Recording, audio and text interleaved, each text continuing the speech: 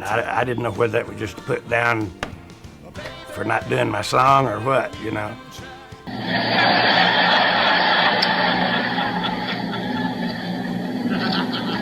My friend, Mr. John Denver. He was the Silver Fox, a man who sold millions, topped both pop and country charts, and won every award in sight. But in one shocking moment, live on national television, he set fire to it all. Literally. Was it rebellion, a breakdown, or a bad joke that went too far? This is the untold story of Charlie Rich. Charlie Rich's story didn't begin in a spotlight. It started in Colt, Arkansas, a rural farming town where the Mississippi Delta shaped everything: life, work, and music. Born in 1932, Charlie grew up in a devout missionary Baptist household where gospel hymns echoed from church pews and his mother's piano filled the home. His father sang in a gospel quartet, and that blend of sacred harmonies would stay with him. But what really set him apart was something far less respectable in the eyes of small-town Arkansas: the blues.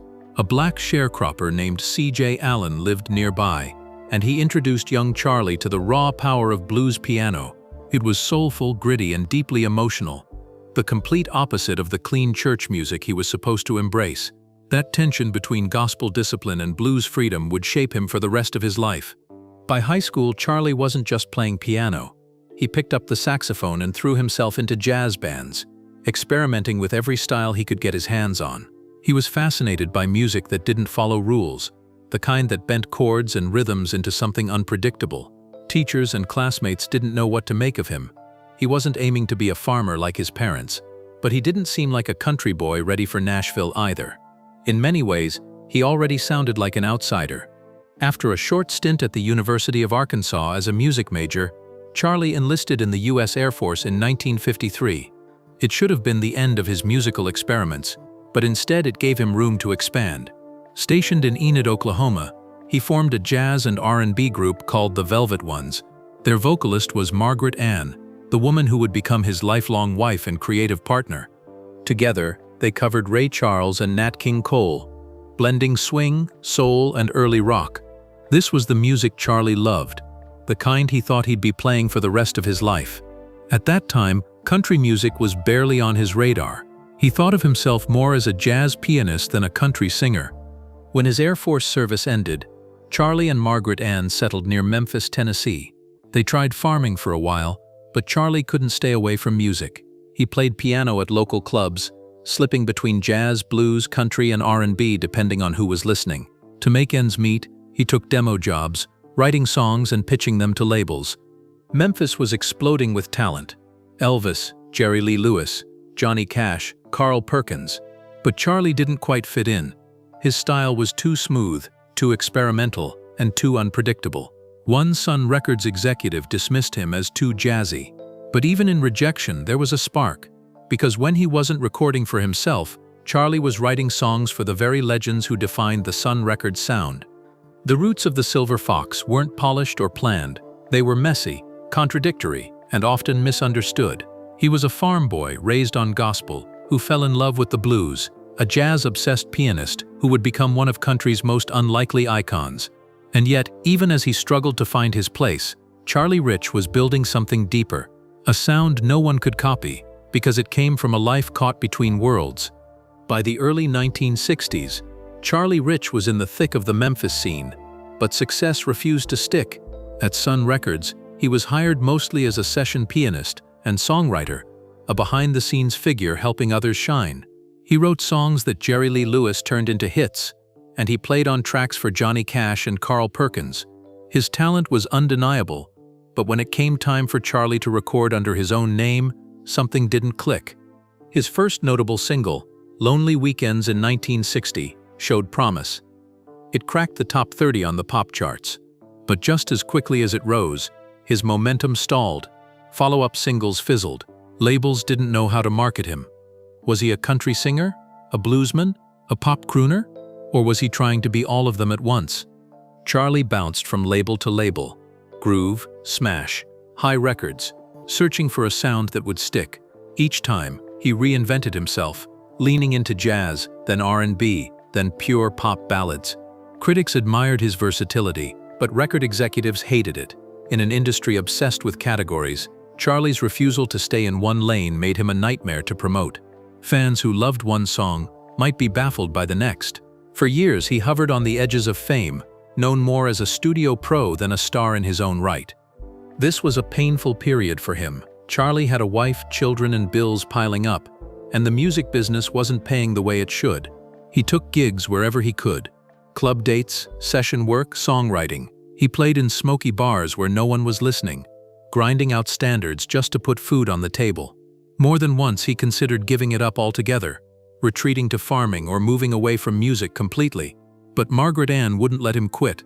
She believed in him when almost no one else did, writing songs by his side, pushing him to keep recording demos even as rejection letters piled up. And then came the frustration that almost broke him. His ability to write hits for other people while struggling to score his own. Some of his compositions took off in the hands of better packaged stars, while his own singles barely charted. It was a cruel irony. He had the voice, the songwriting chops, and the musicianship, yet somehow the spotlight always passed him by. By the mid-1960s, Charlie Rich seemed destined to be another forgotten name, a background player who never quite made it. Industry insiders respected him, but fans hardly knew his name. He was too versatile for his own good, too stubborn to settle for a single formula. The Silver Fox had the tools to dominate, but not the strategy or the label backing. And for a while it looked like his career might fade out completely. But just when everyone else gave up on him, one producer saw potential in Charlie's contradictions. And with that, the Silver Fox was about to transform from a struggling session man into one of the biggest stars country music had ever seen.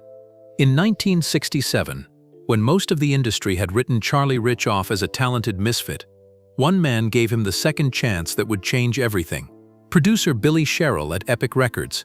Sherrill was known for crafting the countrypolitan sound, a lush, polished blend of country storytelling with strings, backing vocals, and pop sensibilities designed for crossover success. To some purists, it was Nashville selling its soul. But for Charlie Rich, it was the perfect canvas. His voice was too smooth and versatile for raw honky-tonk, too soulful for the twang-heavy Bakersfield sound. Sherrill's style gave Charlie the space to be both country and pop at the same time. The transformation was instant. In 1972, Charlie released Behind Closed Doors, and suddenly, after more than a decade of near misses, he was everywhere. The song shot to #1 on the country charts and crossed into the Billboard Hot 100, something few country artists managed in that era. Its lyrics were daring for the time, hinting at intimacy and passion with a boldness that some radio stations found too risque. But that controversy only helped. Instead of scaring people away, the song's sensual edge made it even more compelling. Fans couldn't get enough of it. The following year, The Most Beautiful Girl cemented his stardom. It didn't just top the country charts. It went #1 on the pop and adult contemporary charts as well.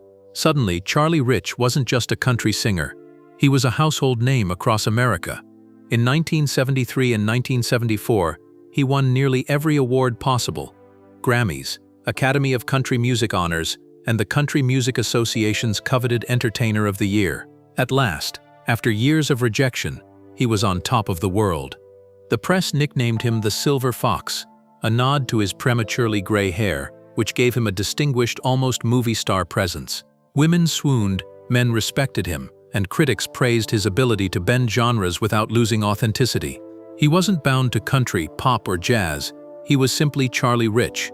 And for a brief moment, the industry embraced that. His albums sold in the millions, and he filled stadiums with fans eager to hear both the tender ballads and the fiery piano numbers that had defined his earlier style.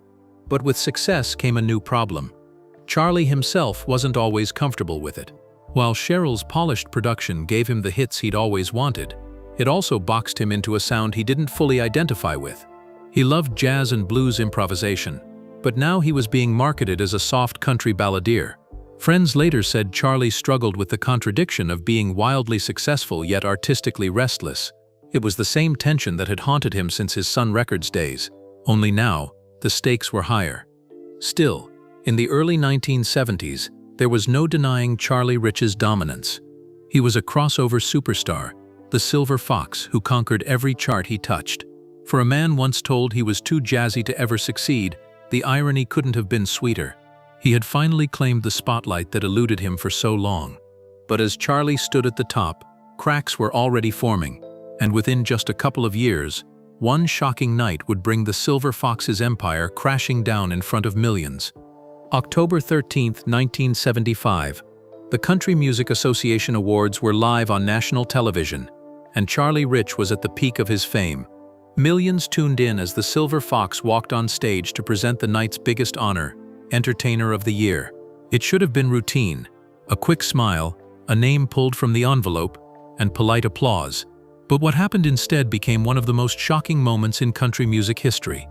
Charlie looked uneasy as he stood at the podium. In one hand, he held the sealed envelope. In the other, a lighter. Instead of reading the winner's name, he flicked the lighter, set the envelope ablaze, and casually tossed it aside before slurring into the microphone. "My friend, Mr. John Denver." My friend, Mr. John Denver. Viewers gasped. The audience sat in stunned silence. On the broadcast, cameras cut awkwardly to Denver accepting his award via satellite, unaware that his big moment had just been overshadowed by one of the strangest live television acts the CMA had ever seen. The fallout was immediate and explosive. Some thought Charlie was making a bold protest, mocking John Denver as too pop to be called country. After all, by the mid-70s, purists were already angry about country's crossover into mainstream radio, and Denver represented the exact kind of artist they resented. Others, however, claimed Charlie wasn't trying to make a statement at all. Those close to him said he'd been drinking gin and tonics backstage, mixing them with painkillers prescribed for a broken foot. What looked like a rebellious stand may have just been a drunken joke gone terribly wrong. No matter the reason, the damage was done. Nashville didn't forgive easily. The CMA blacklisted Charlie from future ceremonies, and country radio stations began to cool on his music. For years, people debated his motives. Was he trying to humiliate John Denver? Was it a subtle protest against the industry's direction? Or was it simply a talented man buckling under pressure and making a fool of himself on live TV? The truth probably lies somewhere in between. Charlie Rich was never a man who fit neatly into Nashville's mold, and part of him may have resented the way country music was changing. But just as likely, he was a restless star, tired, intoxicated, and trapped in an image that didn't feel like his own. The Silver Fox had climbed to the top only to set fire to the very stage he was standing on. For John Denver, the incident was an awkward footnote in an otherwise triumphant night. For Charlie Rich, it was career suicide. That one moment, 10 seconds of live television, changed everything. His name would forever be linked to a burning envelope, a bizarre act that overshadowed even his biggest hits. And as quickly as Charlie Rich had risen, the fall began. The industry that once celebrated him now turned its back. But the Silver Fox wasn't finished just yet, because even in decline, he would produce music that reminded the world of the genius behind the controversy. In the aftermath of the CMA disaster, Charlie Rich's career changed overnight. Just a year earlier, he was country music's golden boy, winning Entertainer of the Year himself and standing shoulder to shoulder with Nashville's elite. Now, the same industry that had showered him with awards treated him like a liability. The CMA quietly blacklisted him from returning, and the press painted him as unpredictable at best, unprofessional at worst. Radio programmers, always wary of controversy, began pulling back. His newer songs didn't get the same push as his earlier hits, and even loyal fans seemed confused. Was the Silver Fox a rebel thumbing his nose at the establishment, or a drunk who had sabotaged himself? Charlie never fully cleared the air, and maybe that was part of the problem. He let the rumors swirl without offering a real explanation, leaving his reputation to be defined by speculation rather than music. But even in decline, Charlie Rich still had flashes of brilliance. In 1977, he released Rollin' with the Flow, a smooth, reflective ballad about living life on one's own terms. Ironically, the lyrics mirrored his reality, a man refusing to conform, no matter the cost. The song became a #1 country hit, his last major chart topper, and proved he hadn't lost his gift. He followed it with Beautiful Woman and Putting in Overtime at Home, but the momentum of the early 70s was gone. By the early 1980s, Charlie Rich had quietly stepped away from the intensity of the spotlight. The decade brought a new generation of stars, and Nashville seemed eager to move on from the Silver Fox. For Charlie, It was almost a relief. Fame had never sat comfortably on his shoulders. The attention, the expectations, and the constant pressure to fit into a mold had worn him down. But even in retreat, Charlie couldn't let go of music entirely. He played piano at home, wrote songs with his wife Margaret Ann, and now and then stepped into the studio. In 1992, after years of relative silence, he returned with what would become his final album, Pictures and Paintings. Produced by Peter Gorelnik, the project stripped away the countrypolitan gloss that had defined his peak years. Instead, it leaned into the sounds that had always been closest to Charlie's heart: jazz, blues, and torch songs. The album didn't chart, but critics hailed it as a masterpiece, a haunting reminder of the talent that had been both celebrated and misunderstood. Tragically, that return was short-lived. On July 25, 1995, while traveling through Louisiana with Margaret Ann, Charlie suddenly became ill. After a severe coughing fit, he died in his sleep at the age of 62. The official cause was a pulmonary embolism. Just like that, one of country's most complicated, genre-bending voices was gone. Charlie Rich's life was a paradox from beginning to end. He was the farm boy raised on gospel, who fell in love with the blues, the jazz-obsessed pianist, who became a country icon, and the superstar who seemed more comfortable sabotaging his own fame than chasing it. At his peak, he was untouchable, winning every award, selling millions of records, and crossing over into pop charts in a way few country singers ever had. But just as quickly, he burned it all down with one shocking moment that turned him from Nashville's darling into its outcast. Looking back, his story isn't just about the rise and fall of a country star. It's about a man who never truly fit into the boxes the industry tried to place him in. Too versatile, too restless, and too unpredictable, Charlie Rich belonged everywhere and nowhere at once. His songs Behind Closed Doors, The Most Beautiful Girl, Rollin' with the Flow aren't just hits from another era. They're reminders of a talent that refused to compromise, even when it cost him the career he worked so hard to build. Charlie Rich didn't chase the spotlight the way others did. He fought against it, bent it, and sometimes destroyed it. But in doing so, he left behind something more interesting than a perfectly polished career. He left behind a legend full of contradictions, messy, complicated, and unforgettable.